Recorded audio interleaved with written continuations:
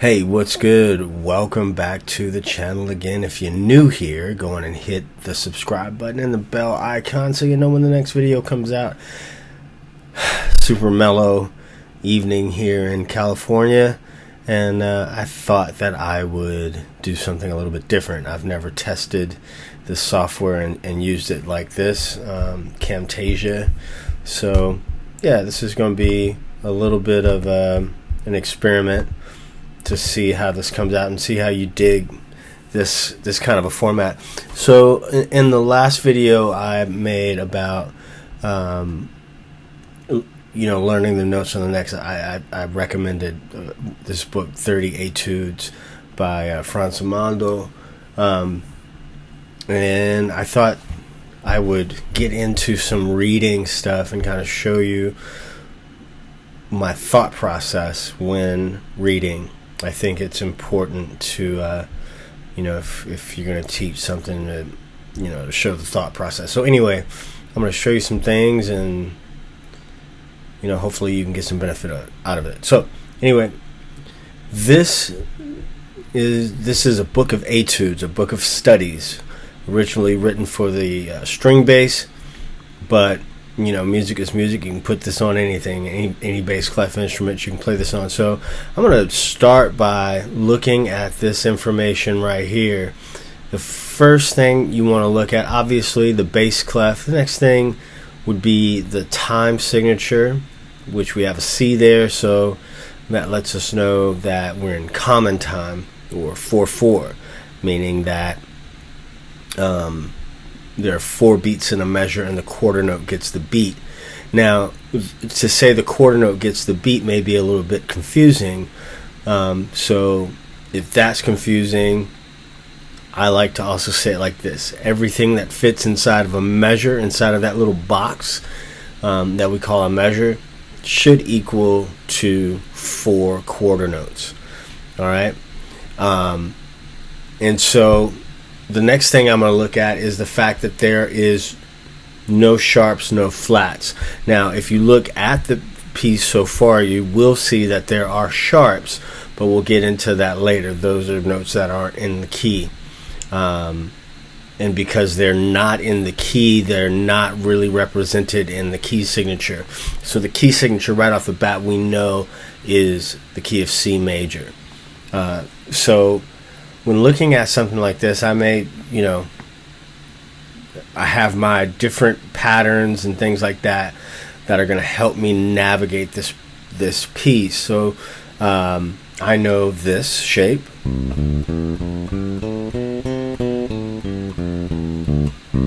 This is key of C major.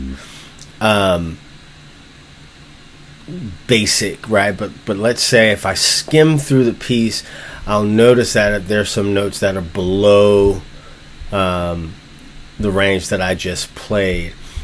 All right. So what I want to know is not just this.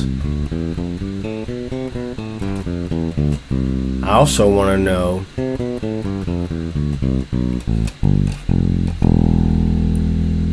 below the root in that position. Okay. Now, I also see some notes that are higher, but we'll get to those in a second. What I want to do is look at, I'm going to play through the first row here, from 1, 2, 3, 4, 5, 6, 7, 8 measures. Okay, so for me, I've never written notes on the staff, and I don't suggest that you do either. What we want to know is that note there, that first note, is a C. That dynamic marking means forte, loud, but we're not going to worry about that just yet. We're also not going to use a metronome. All right, this is sort of the process I took for kind of teaching myself how to read as an adult. So C. The next note is G. Now, what I know now is that first note is C represented in this register. It's also represented there, but we're going to stick to this position lower on the neck. So I know those notes, and I also know that the first two bars are half notes, so each half note gets 2 beats. So if I count 1, 2, 3, 4, 1, 2, 3, 4, and the next note is B. It's just below C. Okay, if we look at C here at the second space, we go down. That represents the note. You know, that they're written on the page like they sound. So there's C, there's B. There's no sharps or flats in the key of C major, so that's the note B. It's a half step below, and we already know G. All right, so far I'm sticking with the notes as they exist in that position, in that hand position, so I'm not going to come out of that. So I have C, 2, G, 4, B, G.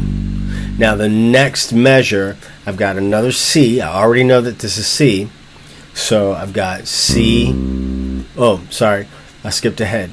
That dot, now you only see 2 notes in that measure, but that dot increases the length of that half note by 1 beat. So that represents 3 beats, and that quarter note, which is D, represents 1 quarter note. So I do have the equivalent of 4 beats in that measure. So when I see that D is written above the C. It's a whole step above. It is written sort of how it looks on the neck. Okay, let's just go piece by piece on these. So the next new note for us is E, and that's written above D, so above in pitch. So where's E in the scale? C, D, E. It's right there. We already know C.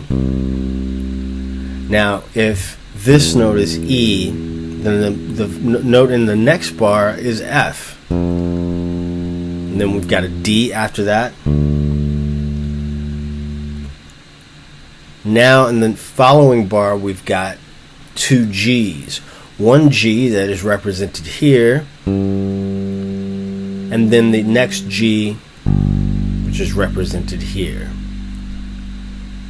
So in the following bar, we've got E again. We know that already. We've already played that note, and we've already played F. The next measure, we have G. That's a note that we've already played. Note after that, we have E. We've already played that. So if I just take my time and think about this shape,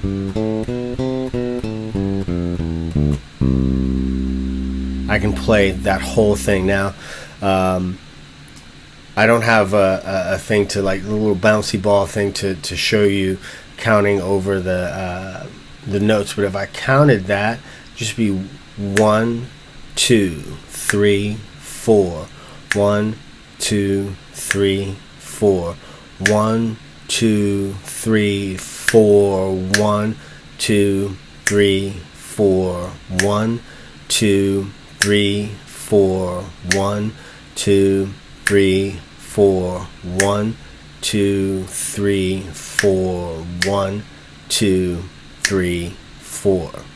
So let's take a listen to how that sounds now. I'm only going to use fingerings that I can find there. So I'm going to play through that first line. 1, 2, 3, 4. 1, 2, 3, 4. 1, 2, 3, 4. 1, 2, 3, 4. 1, 2, 3, 4. F to D 4 G G 1 2 3 4 1 2 3 4. Now, what you can really hear there is that the first 4 measures kind of sets up you can call it a call and a response, or a question and answer. So the first 4 measures sounds like a question.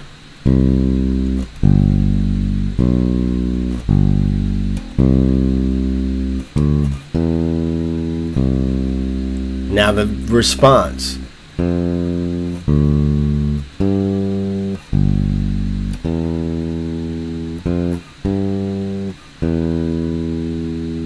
Okay. The following measure is going to lead us into another call and response section. Let me play through it first, and then I'll dissect the next 8 measures.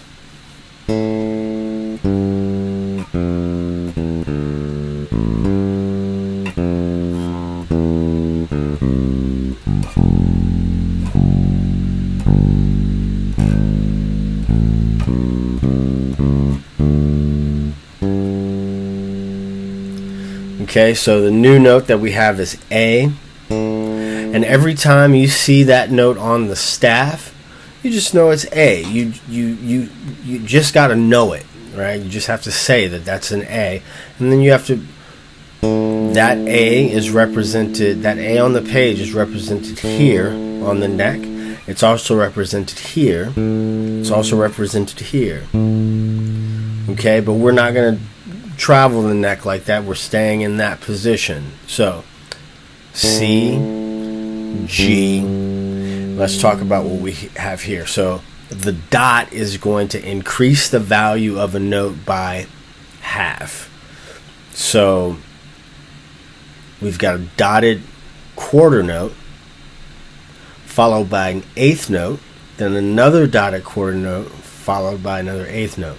So essentially, is what you have is 3 beats. I'm sorry, you have the equivalent of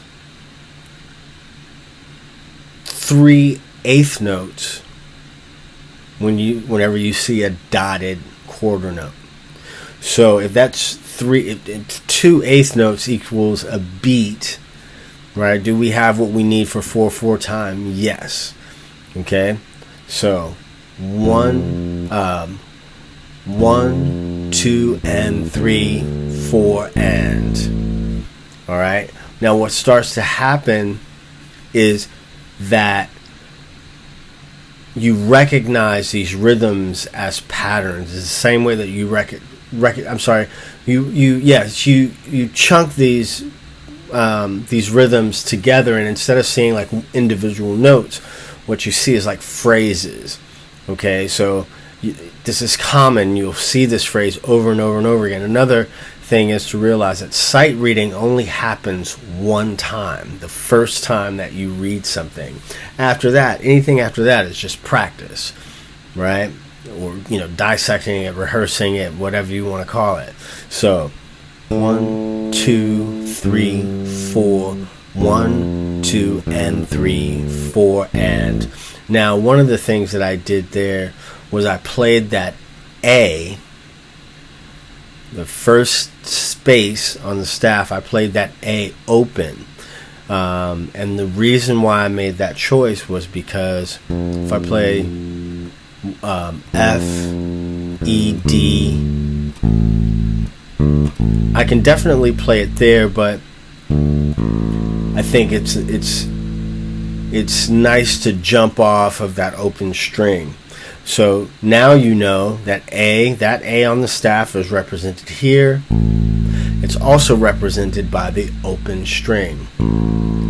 Now, as you do this type of thing, you realize that there are no other places where you're going to get that register of A. That's an octave higher, so it's not there.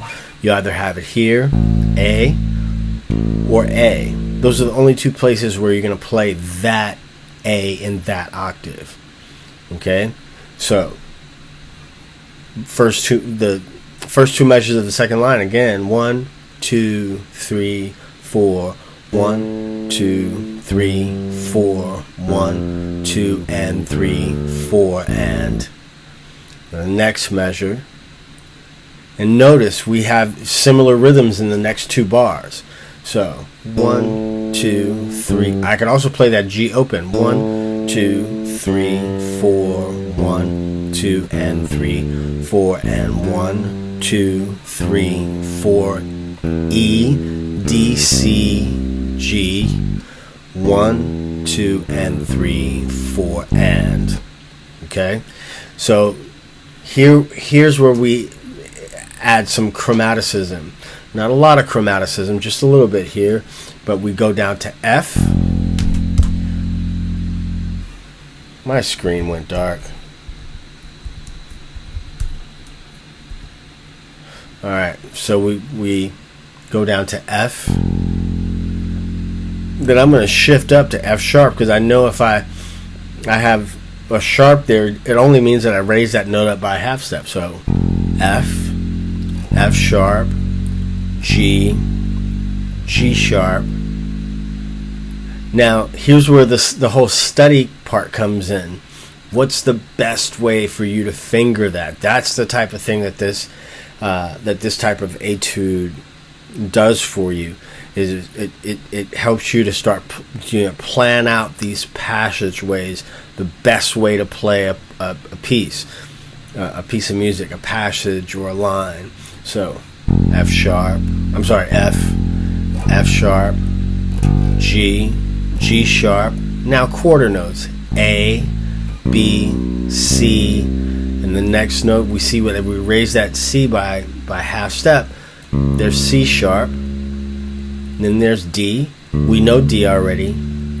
And then there's G again. So let me play the whole second line and let you see where the question and answer is in those two phrases. So we're thinking, it's music. So, it's just like a language. When we talk, we say something, we get a response back. So 1, 2, 3, 4. 1, 2, 3, 4. 1, 2, and 3, 4, and 1, 2, 3, 4. 1, 2, and 3, 4, and 1, 2, 3, 4. 1, 2, 3, 4. 1, 2, 3, 4. 1, 2, 3, 4. Let me do that again. I'll play the first four measures of the second line. 1, 2, 3, 4, 2, oops, sorry. Let me do that again. 1, 2, 3, 4. 1, 2, 3, 4. 1, 2, and 3, 4, and 1, 2, 3, 4. 1, 2, and 3, 4, and 1, 2, 3, 4. 1, 2, 3, 4. 1, 2, 4. 1, 2, 3, 4. So you hear the call.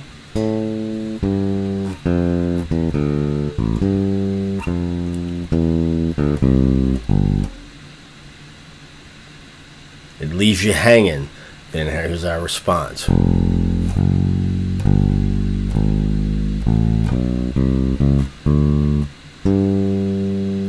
Okay, and then it's going to go into another response. So I'm going to keep this short. I'm not going to walk through the whole piece, but I am curious. Let me know if you dig this type of thing. I'm going to play the first. I'm going to just play through this piece as I wrap this video up. And if you have any questions, let me know in the comments. Okay? All right. I'll see you in the next video. Let me play us out here. 1, 2, 3, 4. 2, 3, 4. 2, 3, 4. 2, 3, 4. 1, 2, 3, 4. 1, 2, 3, 4.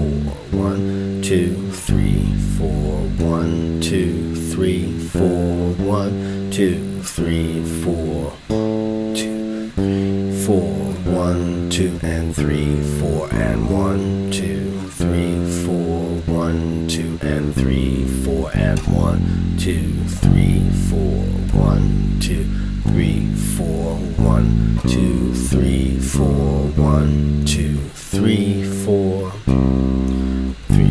Repeat of that same opening. 2, 3. We've seen this before. Even this measure. We see it's exactly the same. Here's some new stuff.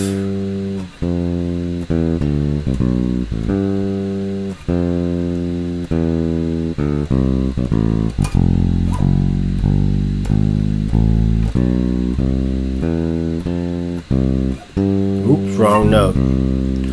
3, 4, 1, 2, 3, 4. Notice my hand isn't even. There's E, lowest note so far.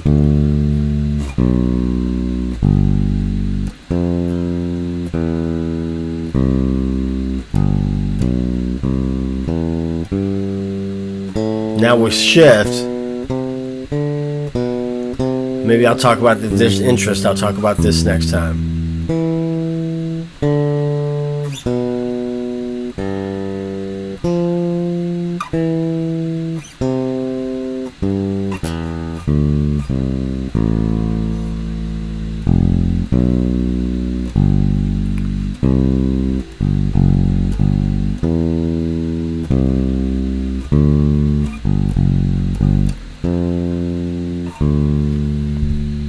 I'm running out of page here.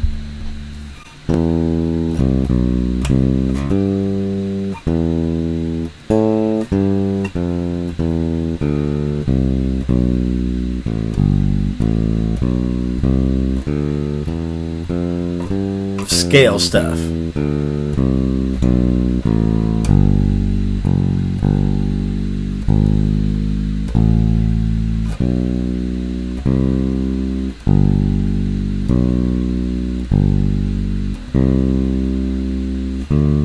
We've seen this at least twice in this piece already.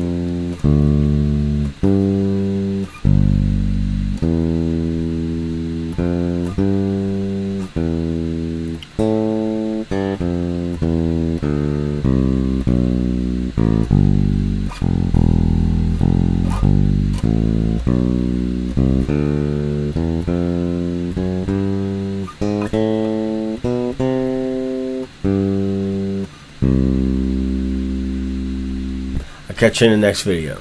Peace.